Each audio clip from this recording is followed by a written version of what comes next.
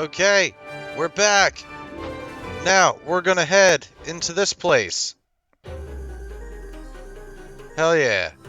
So, there's apparently an exit pretty close. Oh. It's just there. But we're gonna get treasure. By the way, watch my music videos, please. They're real darn good. Which they should both be out by now. I'm assuming this is after Thanksgiving. So, for those of you in the States, hope you enjoyed it. Ah, these guys are actually doing some damage here. But I do more. Uh-huh. Uh-huh. Uh-huh. Uh-huh. What the hell is that? Oh, Jesus. That just looks so violent. It's like all these fun animations of people getting hit. This guy just fucking caps you. I don't even know what snort does. Yeah, this one's probably going to be all cut up since this is the same night as the last episode I did. Well, I guess we could talk about music or something. I have been a guitarist since I was 12 years old. I'm 36 now, so what the hell am I doing? My first guitar was a cherry red Epiphone SG Special. Now, Epiphones are, you know, there are some cheap ones, but like, they're not that cheap anymore. Oh, excuse me. And the one that I had gotten was like part of a starter set, came with a strap and a gig bag and a little tiny amp. It was like $200. And at the time, like, I was just listening to whatever my dad listened to, which was pretty much just Metallica and AC/DC. Like, oh god, this pew! Just like basically what you expect dad to listen to if he likes hard rock. I did take lessons off and on for many years. Mostly focusing on learning, learning chords, learning scales, learning how to play songs. The first song I learned was Smells Like Teen Spirit. But my teacher didn't even teach me, like, the full song. Like, I'm pretty sure I still never even, like, attempted the solo in it. Not that the solo is... Oh, man. Not that the solo is complex or anything. Wait, what? I'm maxed out on money? Oh, Thor's hammer. That's awesome.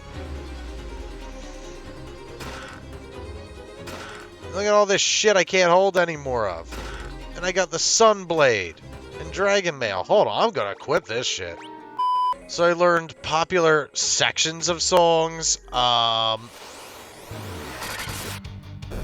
and yeah, not a whole lot else in probably the first, like, year or two. Like, I had no real guidance. But once I was 12 when I started, once I hit, like, 14, I kind of started taking it more seriously. And our friend left on a journey to the west. He took the warp cube to see our master. Cool. Oh, well, this is simple. After being kind of just playing on my own for a while, playing in a band, getting my second guitar, which was a black LTD. Oh, okay. A black LTD or ESP LTD, whatever you want to call it. EX50. It's basically like an Explorer, like a Gibson Explorer. You can look it up. Yeah, so I got that guitar. I started my first band. We sucked. We recorded on a little tape recording boombox. It was awesome. Our singer plugged a mic into it. We didn't have a bass player. That's not a Venom Blade. We sucked at everything. Our drummer knew one drum beat. We were called Pawns of Man. And we were terrible, and I took us so seriously. We never played a show. We had like 4 practices. And then, called it quits. Rockstar life wasn't for us.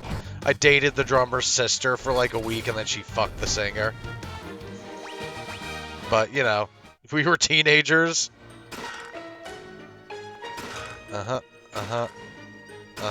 Cool.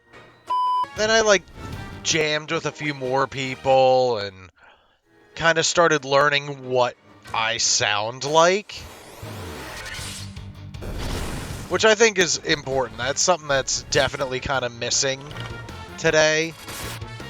Since the ease of, connecting online and the bedroom producers and bedroom musicians. I mean, that's pretty much what I am right now. Is that when you're not playing with other people, you don't really have that dynamic of being challenged by your contemporaries. Ooh, healing helm. Yum. So without that that challenge or that dynamic, I think you end up losing that interaction that makes you kind of question your own style and figure out how you create. Because doing it on your own, you don't have that other voice in the room that's saying, no, hold on, let's try something different. But we will have to continue this later because my wife needs me to pick her up from work. So I will be back and we will continue this. Hold on. Okay, and we're back. Now we're here, got a bunch of paths to follow. South one leads us to the next room. But we're gonna loot first.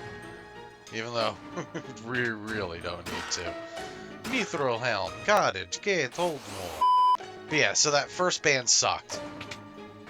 And unless you're in Baroness, unless you're John Baisley, your first band's gonna suck. And that's okay. That's to be expected. You're wet behind the ears. You don't know what you're doing. Your first anything is gonna suck. And once you get past that, and you accept the suck, then you can move on to doing the cool shit. Hell yeah. I went through some other jam sessions with people and tried out for bands. Sometimes it worked, sometimes it didn't. But my first I guess quote-unquote successful band was in senior year of high school with my friend Bob, who has appeared on this channel before, and our other friend Bobby, who played drums, and this girl Casey, well, woman now. We were just boys and girls back then. Young people who didn't know any better. We had a band called Ariana, which sounds cool, but if you know Latin, it apparently means banana. What was that? Oh, okay, yeah, so apparently that is, very important. Yeah, we had this song called Only Words, which was very,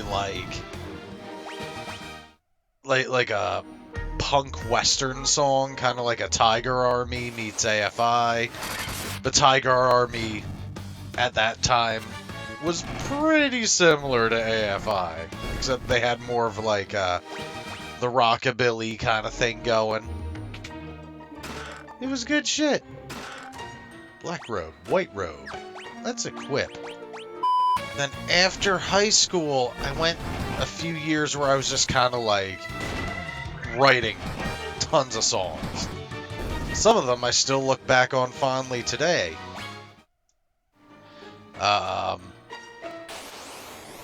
wrote a few of the songs that were on Destroy Destroyer's demos 2011 to 2014. Now, that's not when I recorded them. I recorded them in college, but I wrote them when I was younger. Okay, hold up. Let's see here. I'm just going to assume I know what I'm doing. But then, when I was 21, 22, I joined a band, or helped start a band that called themselves Cynic Desire. Later changed to, later changed to Karma's Arm. I dated the singer, and she was crazy. That's fine. From this observation window, you can look out on the entire... I want to do that. But yeah, that band taught me a lot about myself. The four forces converging to a single point. Okay. Oh, yeah, would you look at that? Wow, it all ends where it began. It's like poetry. It rhymes.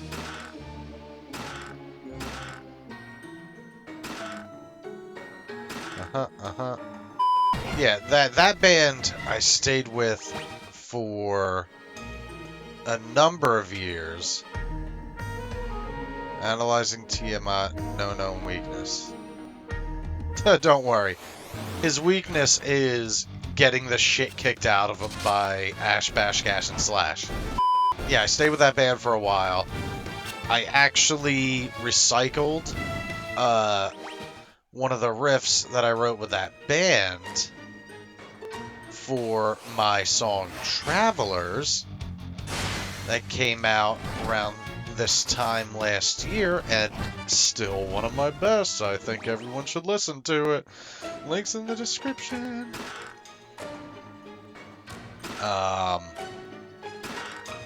Suzuki's blade. Well, let's see. And the next floor holds the game's toughest enemy? Well, I gotta fuck him up.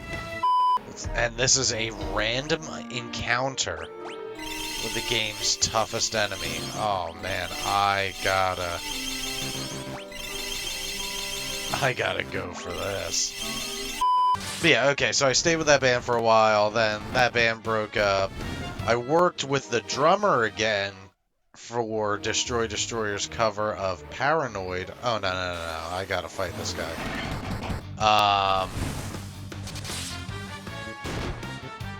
And yeah, mostly in college, I was just working with other musicians and discovering more about my style and what I want to sound like.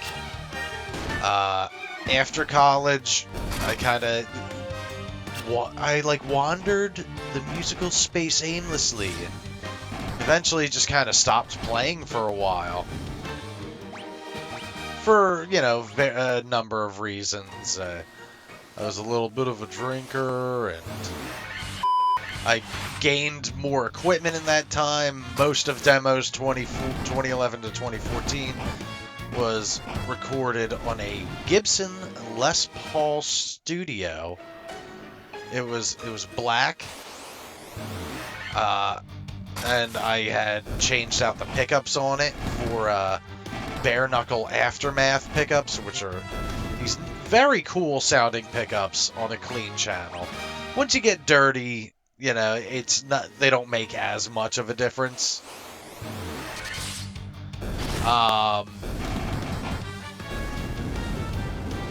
But they were very cool sounding for cleans, and they allowed me to do split coils, which is good because I was hitting like my single coil phase.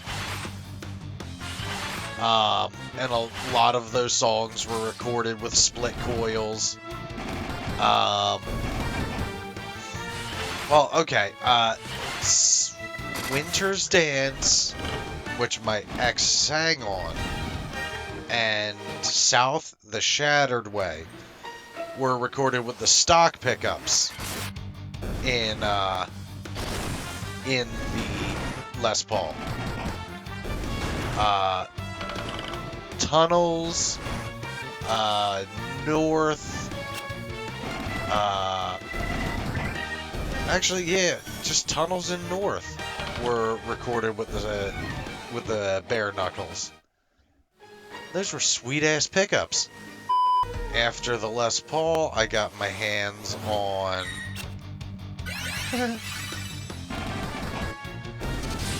Fender Modern Player Telecaster Thin Line Deluxe. And that was my favorite guitar for a very long time. But I eventually ended up parting ways with that when I decided to go for the extended range instruments. After my wife and I hooked up, I got, oh, I'm poisoned. I got my hands on an Ibanez RG8.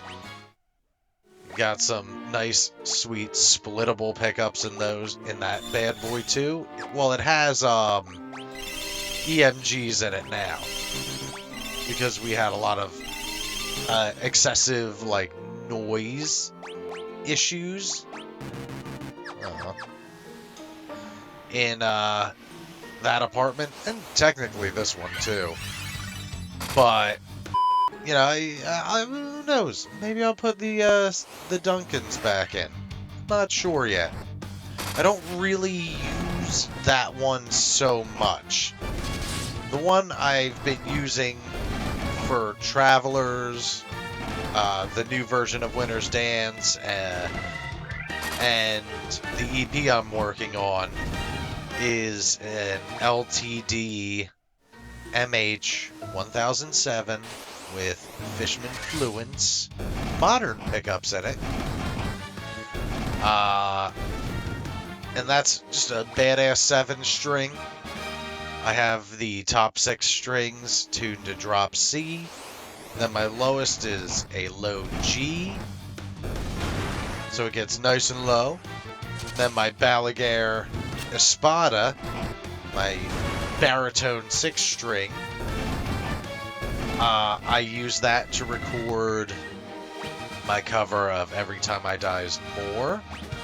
The goal was originally just to have like a demo track to show off to the Balaguer people and, you know, use as like, hey, check this guitar out, check this company out.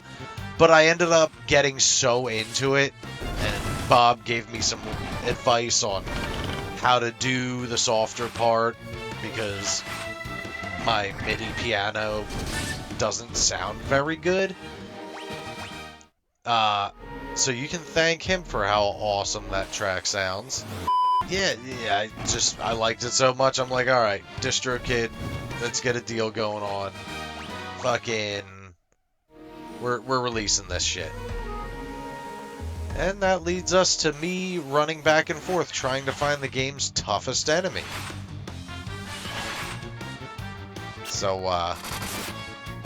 You know, if he doesn't pop up in the next few battles, then I am giving up.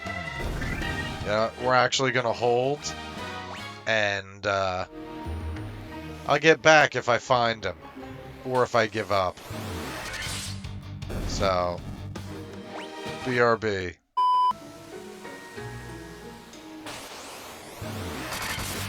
I found him! I found him! Oh god. Awesome. Well, I hope that was worth it for everyone. I was looking for him for a long time.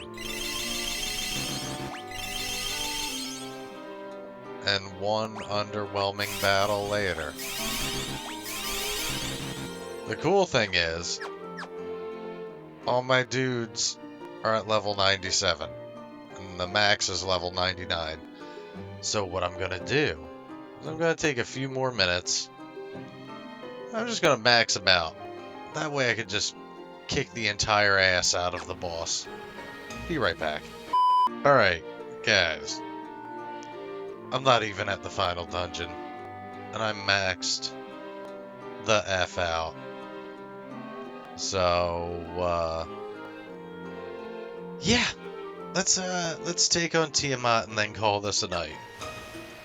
The Lich, Marlith, the Kraken, my best friends. You have defeated 3 fiends and reached my lofty perch. Bro, this is not gonna go the way you think. Oh, the better. May the image of Tiamat, the fiend of wind, be the last to burn in your eyes. Alright.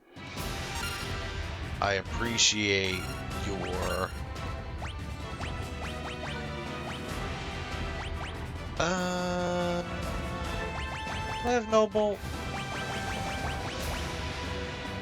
Oh, yeah, there we go. Oh, I can't cast it on everyone. Yeah, then... we'll do that, and, do a flare, alright. Wow. I'm pretty sure that was most of his health. This fight is almost over.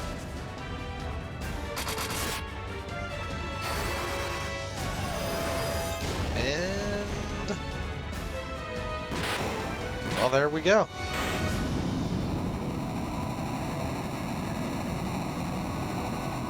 We fucked up Tiamat.